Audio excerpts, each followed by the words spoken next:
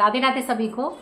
अध्याय 1 गीता का जो श्लोक है वो है 40वां। 39 तक हमने चर्चा की थी। आज हम चर्चा कर रहे हैं 40वें श्लोक के बारे में।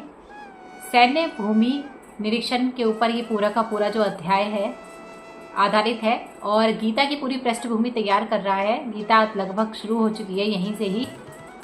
जो संजय हैं वो धृतराष्ट्र को सारा जो व्याख्या है वो कर रहे हैं, अपने आंखों देखा हाल सुना रहे हैं।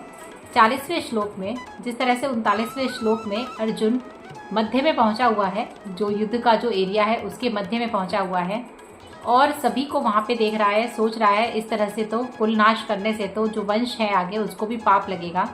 तो 40वें श्लोक में इसी बात को बढ़ाते हुए अर्जुन कह रहे हैं कि जो स्त्रियां हैं कुल की उनको भी पाप लगेगा।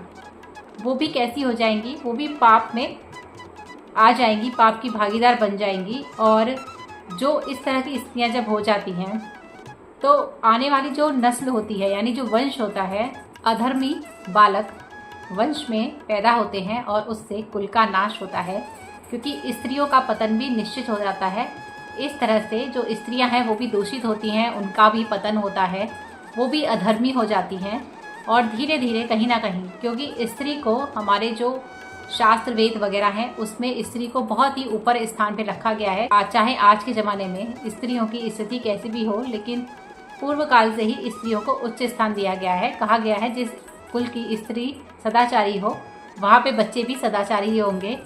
तो इस तरह से उस समय में भी अर्जुन यही कह रहे हैं कि इस तरह से तो वंश के आगे बाद में स्त्रियां भी बुरी तरह से दूषित हो जाएंगी और उसके बाद आगे जो वंश होगा वो भी इस तरह से पैदा होगा, या इस तरह से आगे की जो पीढ़ी है वो भी एक तरह से बर्बादी की तरफ ही होगी। तो 40वें श्लोक में वो इसी तरह से चिंता व्यक्त कर रहे हैं स्त्री और आगे जो बालक होंगे उनके प्रति। अध्याय 1 श्लोक है 41वां। 41वें श्लोक में अर्जुन बता रहे हैं कि क्यों जो धर्मी लोग हैं या धर्मी बालक, धर्मी स्त्रियां क्यों ज़रूरी हैं। तो वो बता रहे हैं कि देखिए, दूषित जो स्त्रियां होती हैं वो दूषित बालक ही पैदा होते हैं और इस तरह के अधर्मी लोग ही आगे जाके बनते हैं। उनका एक सैलाब सा आ जाता है जो कुछ भी काम नहीं करते हैं, धर्म के प्रति बिल्कुल भी जागरूक भी नहीं होते हैं। 41वें श्लोक में वो बता रहे हैं कि क्यों ज़रूरी हैं सारे जो धर्म वाले लोग हैं। वो बता रहे हैं कि देखो, धर्मी अगर आदमी होगा, धर्मचरण उसका जो आचरण होगा तो समाज के लिए भी बेहतर होगा, अपने कुल के लिए भी बेहतर होगा।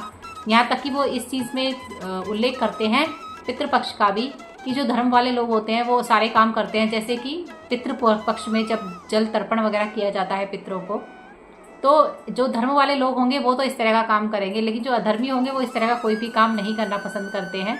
तो वो बता रहे हैं कि यहाँ तक कि अगर धर्म वाले लोग या कोई भी इंसान अगर वो भगवान की भक्ति में है और वो गंभीरता पूर्वक है, सिर्फ नाम दिखाने के लिए नहीं, अगर वो मन से सच में गंभीरता पूर्वक भगवान का भक्त है, विष्णु जी का भक्त है, तो सिर्फ भक्ति मार्ग पर चलने से, भगवान की भक्ति करने से, भगवान के कार्यों में रत रहने से कहा जाता है अगर आप ये सब कार्य नहीं भी करते हैं ना तो आपको पाप लगता है, ना ही आपके ऊपर किसी तरह का कोई ऋण बाकी रह जाता है, किसी तरह का कर्जा चढ़ता है। सिर्फ भक्ति करने से आपके हजारों, आपके कुल में हजारों लोगों जो हजारों जो लोग होते हैं वो तार जाते हैं, उनको इतना पुण्य चढ़ता है, इतना अच्छा फल मिलता है सिर्फ एक आदमी के वंश में भक्ति करने से। तो वो 41वें श्लोक में वो इसकी महत्ता बता रहे हैं कि धर्म पे चलना क्यों इतना आवश्यक है, क्यों जरूरी है। यहाँ पर अर्जुन सिर्फ और सिर्फ पितरों की बात ही नहीं कर रहे हैं, वो ऋषि मुनि, हमारे किसी भी तरह के जो हम पुण्य के जो काम करने की सोचते हैं, अच्छे काम करने की सोचते हैं, तो वो सभी के लिए कह रहे हैं कि भाई सभी जीवों के प्रति जो भी कर्ज, जो भी ऋण हमारा होता है उससे वो इंसान मुक्त हो जाता है। कौन सा मुक्त हो जाता है भाई? जो भगवान विष्णु श्री हरि की भक्ति में जो लगे रहते हैं, अगर वो पितृपक्ष में भगवान पितरों को भी ना तर्पण दे तो भी उनको इस चीज़ का पाप नहीं लगता, उनके पितृ उन्हें कभी परेशान नहीं करते हैं, क्योंकि भगवान जो विष्णु है उनकी कृपा उनके ऊपर बनी रहती है, अपने भक्तों के ऊपर। तो देखिए कितनी अच्छी बात है। सिर्फ एक घर में अगर एक आदमी भी भक्ति की ओर जा रहा है, वैसे तो सभी को जाना चाहिए, लेकिन अगर एक इंसान भी भक्ति की ओर जा रहा है तो आपके घर में कितने सारे लोगों का भला हो जाएगा आपकी वजह से।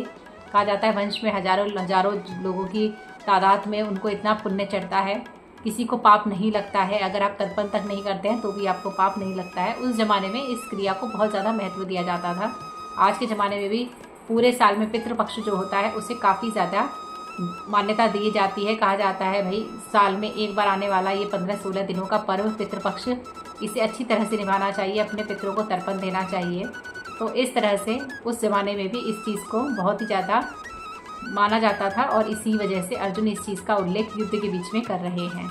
अध्याय 1 के 42वें श्लोक में अर्जुन कह रहे हैं, देखिए हरि को मानने वालों को तो इतना सारा लाभ होता है और जो नहीं मानते हैं, जो इस तरह के भगवान से अलग होके चलते हैं या फिर उनके राह पे नहीं चल रहे, धर्म के प्रति नहीं सजग हैं, तो उनका तो नाश निश्चित है और उनके आगे से आगे काम बिगड़ते हैं। इस तरह से उसने बताया गया है कि उनकी जो मति होती है वो कहीं ना कहीं दुर्मति बन जाती है, मंदबुद्धि वो लोग हो जाते हैं और कहा जाता है कि उनको काफ़ी तरह के पाप वगैरह जो लगते हैं वो भी उसने बोला गया है कि वो काफ़ी सारे पाप के भागीदार भी हो जाते हैं। तो इस तरह से मतलब जो नहीं मानने वाले हैं उनके लिए ये सारी बातें कही गई हैं। जो मानने वाले हैं उनको तो अच्छाई की प्राप्ति होती है, लेकिन जो नहीं मानने वाले हैं वो कहीं ना कहीं अपने पथ से भटक जाते हैं या उनके जीवन में वो सुकून नहीं होता जो वो चाहते हैं। और ये चीज़ें कब हमें समझ में आती है, जब हमारे पास बहुत ही ज़्यादा कम समय रह जाता है। वो इसी जीवन के चक्र में फंसे रहते हैं, जीवन और मृत्यु के चक्र में उनको मोक्ष की प्राप्ति नहीं हो पाती है, ऐसा इस श्लोक में कहा गया है। अध्याय 1 श्लोक 43वां, इसमें अर्जुन जो है ये सारी बातें भगवान कृष्ण के आगे रख रहे हैं, भगवान कृष्ण से कह रहे हैं। ये सारी वो मन की बातें हैं जो कह रहे हैं। जो अभी तक जितने भी श्लोक हमने पढ़े हैं इसमें अभी तक अर्जुन संबोधन कर रहे हैं, अर्जुन ही कह रहे हैं। आगे के श्लोक में वो कहते हैं कि मैंने तो अपनी गुरु परंपरा में यही सुना है कि इस तरह के जो लोग होते हैं वो आगे अपना कुल का नाश करते हैं, जो अधर्मी लोग होते हैं। तो इस तरह से वो बताते हैं कि जो लोग हैं, अधर्मी जो लोग हैं, वो कुल धर्म का विनाश करते हैं और सदा नरक में ही वास करते हैं। देखिए अब उनको अपने आगे वाले सारे लोगों को मारना है, युद्ध में सबको हराना है, तो जाहिर सी बात है कि सबकी की जान तो जाएगी। तो वो अब कृष्ण भगवान से कह रहे हैं कि मैंने तो अपने गुरु से ये सुना था कि जो अपने कुल का नाश करते हैं, कहने का मतलब है अगर वो उनका वध करते हैं तो उससे तो उनको सीधे नरक की प्राप्ति होगी, तो इससे उनका क्या लाभ होगा। तो यहाँ पे वो अपने जो डाउट्स हैं, जो उनको मन में आ रहे हैं विचार, वो सारी बातें वो भगवान कृष्ण के आगे रख रहे हैं। अध्याय 1 श्लोक है 44वां। 44वें श्लोक में वो कह रहे हैं कि इतनी अजीब बात है कि इतना जघन्य अपराध, कुल का नाश करना, अपने सगे संबंधियों को मारना, ये तो सबसे बड़ा पाप है उनके हिसाब से, और ये वास्तव में ये पाप तो है ही। वो कह रहे हैं कि ये सब कुछ हम कर भी क्यों रहे हैं, राज सुख की प्राप्ति के लिए। मतलब क्या बात है, उनका कहने का मतलब ये है कि अर्जुन कह रहे हैं कि ये सब कुछ कौन सा सुख प्राप्त करना है, राजपाट का सुख। राजपाट के लिए सगे संबंधियों को मार देना, कुल का नाश कर देना, इतना बड़ा पाप सर पे चढ़ा लेना, जो स्त्रियां हैं उनको दूषित कर देना, जो बच्चे हैं वो इस तरह के पैदा होंगे, आगे जाके वंशों तक हमारे जो कुल का है वो नाश हो जाएगा। वो ये सारी बातें अपने भगवान श्री कृष्ण के आगे रख रहे हैं, अपनी मन की व्यथा उनको बता रहे हैं इस श्लोक में। तो देखिए भगवान वहाँ पे उनकी सारी बातें अच्छी तरह से सुन रहे हैं, समझ रहे हैं, क्योंकि वैसे तो वो सारी मनोदशा अर्जुन की जानते हैं, लेकिन फिर भी अर्जुन के मन में जो भी विचार आ रहे हैं, अर्जुन हर तरह का डाउट जो है, अब शंका जो है अपनी दूर करना चाहते हैं, उनके मन में जो भी ख्याल आ रहे हैं वो भगवान से कह रहे हैं। तो इस श्लोक में वो इसी तरह की बातें कह रहे हैं कि इतना बड़ा जघन्य अपराध मैं क्यों करने जा रहा हूँ, कितनी छोटी सी चीज़, राज सुख वो इतना छोटा मानते हैं, जिसके लिए दुर्योधन यहाँ तक पहुँच चुका है और वो इस बात को बहुत ही छोटा मान के चल रहे हैं। देखिए आज के ज़माने में भी ऐसा ही होता है, पैसे के लिए, घर परिवार के लिए, ज़मीन जायदाद के लिए लोग अपने अपनों का ही खून करते हैं। बदले में उनको मिलता क्या है, वही सामान, वही जो ज़मीन जायदाद होती है। और हम यह नहीं कह सकते कि वो दिमागी तौर पे कितना हमें सुकून देगा, मन की शांति हमें कितना देगा, लेकिन फिर भी एक होड़ सी मची हुई है कि हमें ये चाहिए, हमें वो चाहिए, किसी को दूसरे के हक का चाहिए। तो सही मायने में तो हर कोई अपने अपने हक का ले, दूसरे के हक का छोड़ दो, क्योंकि कभी भी किसी का हक मार के या किसी का हक लेके हम नहीं रह सकते, या फिर अगर हम रहेंगे तो हमारी आने वाली पीढ़ी को ये भुगतना ही पड़ेगा। ये कर्म फल है, ये आपके जब तक कर्म का फल आपको नहीं मिल जाएगा, आपको या आपकी संतानों को, तब तक ये चक्र यूं ही चलता रहेगा। ये अटल सत्य बात है, इसको आप माने ना माने नकारे, इससे कोई प्रभाव नहीं पड़ता। जो सच है उसको कोई प्रभाव नहीं पड़ता। आपके अपने जीवन में आपको पता चल जाएगा कि ये एक चक्र है जीवन का, अगर आप जैसा कर्म करेंगे तो वैसा ही फल भोगेंगे और इसी जन्म में भोगेंगे। तो अर्जुन का भी यही मानना है, तो वो सोच रहा है कि इतना सब कुछ मैं क्यों कर रहा हूँ, सिर्फ राजपाट सुख के लिए। तो इसे बड़ी अब छोटी बात लग रही है और ये अपराध बहुत बड़ा लग रहा है कि इतने सारे लोगों को मार के मैं क्या प्राप्त करूँगा। अध्याय 1 के 45वें श्लोक में अर्जुन कह रहे हैं कि अब मेरा मन की स्थिति यहाँ तक पहुँच गई है कि अब तो मैं यह सोच रहा हूँ कि अगर निहत्थे मुझ पे भी वो वार करना चाहे, कौरव मुझ पे वार करना चाहे, मुझे मारना चाहे, तो भी मुझे ये मृत्यु जो है वो स्वीकार होगी। क्योंकि ऐसा कहा गया है कि देखिए, युद्ध में क्षत्रियों के लिए बहुत सारे नियम हैं। जैसे निहत्थे किसी पे शस्त्र नहीं उठाया जा सकता, तो अब शस्त्र अगर उनके पास है और वो युद्ध ना करें तो ये युद्ध का उल्लंघन होता है। तो वो कह रहे हैं कि अब मुझे कोई भी फर्क नहीं पड़ता। मुझे ऐसा लग रहा है कि अगर मुझे ये दुर्योधन मार भी दे तो इससे अच्छा तो यही होगा कि मैं मृत्यु को स्वीकार करूं, ना कि अपने हाथों से अपने सगे संबंधियों को मारूं।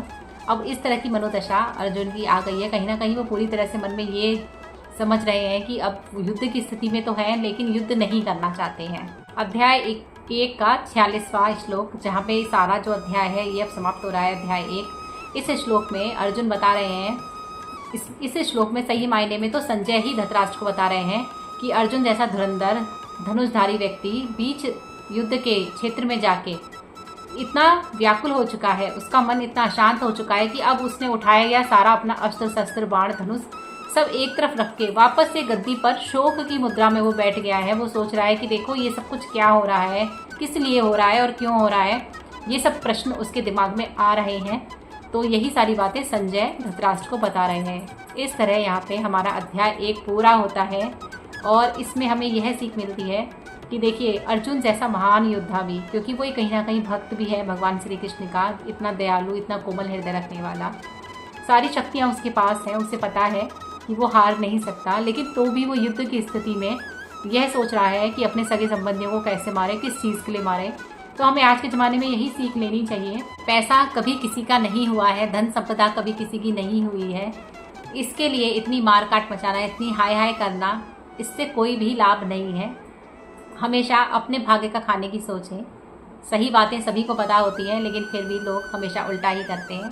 आज के ज़माने में भी हम इस तरह से देख सकते हैं, जो आतताई लोग होते हैं वो निडर बनने की कोशिश करते हैं, और जो सतमार्ग पे चलने वाले लोग हैं वो भगवान से डरने की वजह से पाप और पुण्य के चक्कर में फंस के अपनी चीज़ों को छोड़ भी दे, तो भी जो आतताई लोग होते हैं वो उनको छोड़ते नहीं हैं अच्छे लोगों के साथ। लेकिन फिर भी भगवान की भक्ति में रहें, क्योंकि जिसके साथ कृष्ण भगवान होते हैं उसका कभी बुरा नहीं हो सकता। और वो जो इंसान कभी भी भक्ति में जो चलेगा, भक्ति मार्ग पे, वो कभी ना कभी जीवन में वो सब चीज़ पालेगा जो उसको पाने की अभिलाषा होगी। आज की वीडियो में इतना ही। अगर आपको मेरी वीडियो अच्छी लगती है, मेरे वीडियो को लाइक करें, चैनल को सब्सक्राइब करें। राधे राधे।